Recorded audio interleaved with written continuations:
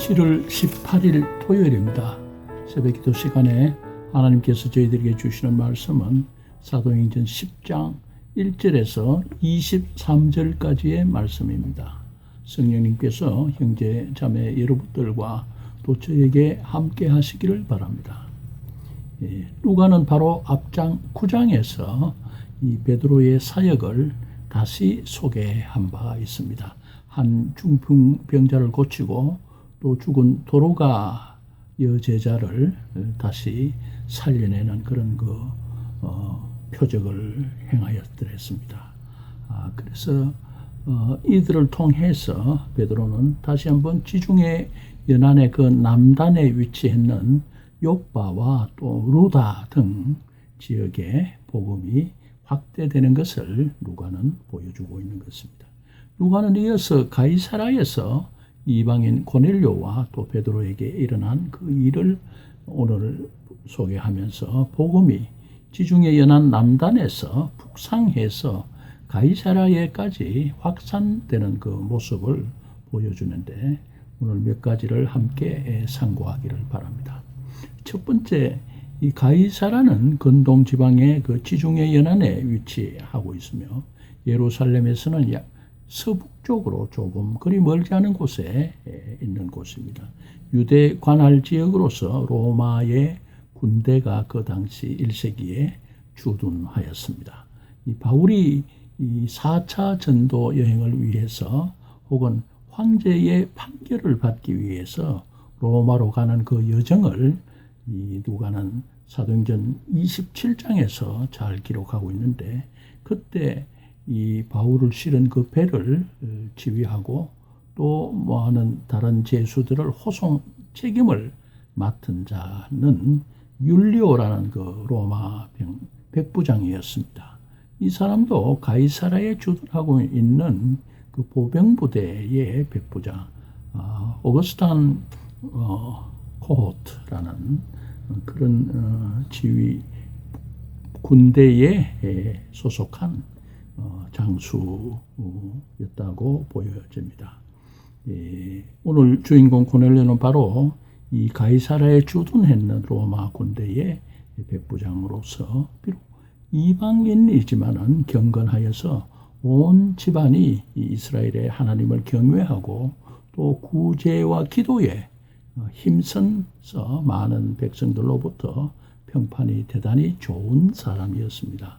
고넬료가 어떻게 해서 이스라엘의 하나님을 흠모하게 되었는지 잘 알 수는 없지만은 적어도 스데반을 이어서 복음 전도에 나서게 된 그 빌립이 이 복음을 전거할 때에 근동 지방 그 지중해 남단의 아소도와 또 그 부근의 여러 성을 지나서 가이사라에 이르렀다는 기록이 8장 47절에 나와 있습니다. 그러므로 이 가이사라는 적어도 지금 고넬료 이 얘기가 나오기 전에 적어도 한 3, 4년 이전에 벌써 빌립에 의해서 가이사라에 복음이 전거되었다고 그렇게 추정해 볼 수 있는 것입니다.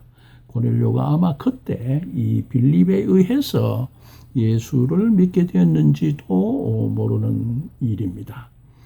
두 번째, 고넬료와 그의 온 가정이 이 베드로의 설교를 듣고 또 성령의 은사를 받는 것을 하나님께서 사실은 기획하시고 진행하시고 또 이루었다고 확신하는 것입니다. 하나님께서 고넬료에게 먼저 환상을 통해서 혹은 4절에서 보면 천사를 통해서 베드로라고 하는 시몬을 청하도록 그렇게 일러주셨습니다. 또 하나님은 동시에 이 베드로에게 황홀한 중에 환상 중에 혹은 또 그 후에는 성령이 직접 개입하셔서 말씀하신 것을 통해서 베드로에게 확신을 주시고 고넬료가 보낸 사람을 따라서 가이사라로 가서 하나님의 말씀을 증거하도록 그렇게 지시하였던 것입니다.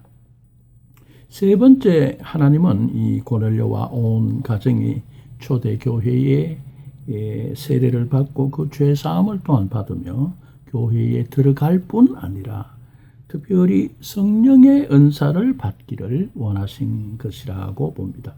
저들은 베드로가 하나님의 말씀을 증거할 때에 호련히 성령의 세례를 받고 성령 충만하고 또 다른 말로 성령의 은사를 받고 다 방언으로 말했다고 하고 있습니다. 물론 여기서 성령의 은사를 받는다고 다 방언의 은사를 받는 것은 아니지만은 적어도 고넬료와 그의 온 집의 식구들이 노비를 포함해서 모든 식구들이 하나님의 말씀을 경청할 때에 동일하게 방언의 은사가 저들에게 주어진 것을 보는 것입니다.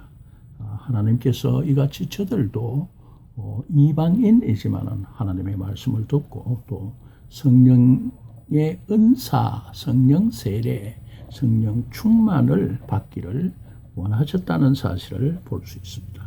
마지막 네 번째, 그 당시에 관습이 그랬는지는 모르지만은 이 손대접, hospitality가 두드러지는 그런 오늘 본문입니다. 루다와 욥바에서 성령의 치유로 중풍병자를 고치고 또 죽은 여제자 도로가를 다시 살린 베드로는 이 도로가의 집에서 나와서 시몬의 집, 곧 욥바에 있는 그 피장이라고 해서 주로 가죽 이 피역을 가지고 이렇게 물건을 만들고 하는 그런 기술자 시몬의 집에 묵고 있었다. 이 시몬은 이 사도 베드로를 그렇게 청해서 기꺼이 묵어가도록 자기의 집을 열어 젖혔던 것입니다.